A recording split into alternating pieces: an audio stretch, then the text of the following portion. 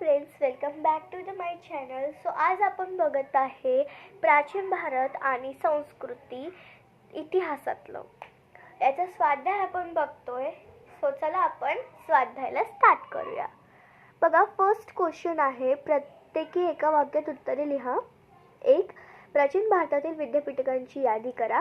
प्राचीन भारतात तक्षशिला, वाराणसी, वल्भी, नालंदा, विक्रमशाली, कांची येथे विद्यापीठे होती.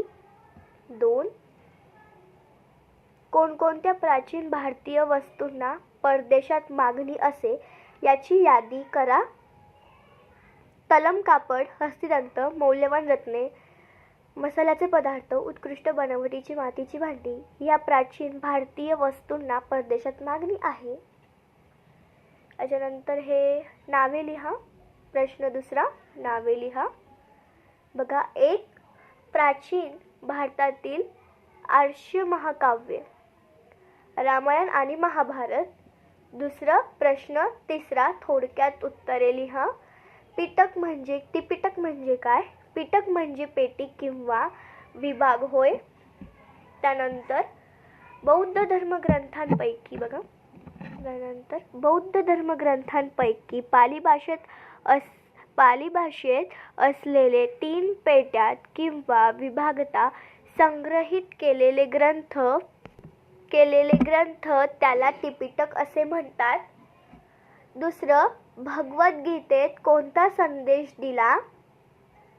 उत्तर, फळाची आशा न धरता प्रत्येकाने आपापले कर्तव्य नीटपणे करावे असा संदेश श्रीकृष्णाने भगवद्गीतेत दिला. बघा, इथे मी ओ सोडायचं सोडली होती, पण मी हा जो सेंटेन्स आहे ना, इथून तर इथपर्यंत हा मी ॲड केला. ठीक आहे, कारण की मग कळायला पाहिजे ना की कोणी दिला हा संदेश. ठीक आहे ना, म्हणून मी श्रीकृष्णाचं इथे, कारण भगवद्गीता ही श्रीकृष्णाची आहे. त्याच्यात सगळं श्रीकृष्णाचं दिलेलं आहे. तुम्ही वाचली असेल, प्रत्येकाच्या घरी असते किंवा नसते, पण तुम्ही भगवद्गीता हे श्रीकृष्णाची असते हे ऐकलंच असेल. तर तेच, तर मग मी इथे ओ सोडली होती, पण मग काय करू शकतो. पण तुम्हाला समजतंय हे उत्तर आहे. इथे एक नवीन प्रश्न चालू होतोय, तर तुम्ही चूक न करता तुम्ही इथे एक ओ सोडून द्या, म्हणजे तुमचं असं सुटसुटीत दिसेल. ठीक आहे. तिसरं बघा, आयुर्वेदात कोणत्या गोष्टींचा विचार केला आहे? रोगाची लक्षणे, रोगाचे विधान व रोगांवरील उपचार. पुढे असं लिहा, ह्या गोष्टींचा विचार केला जातो किंवा आयुर्वेदात ह्या गोष्टींचा विचार केला आहे किंवा जातो.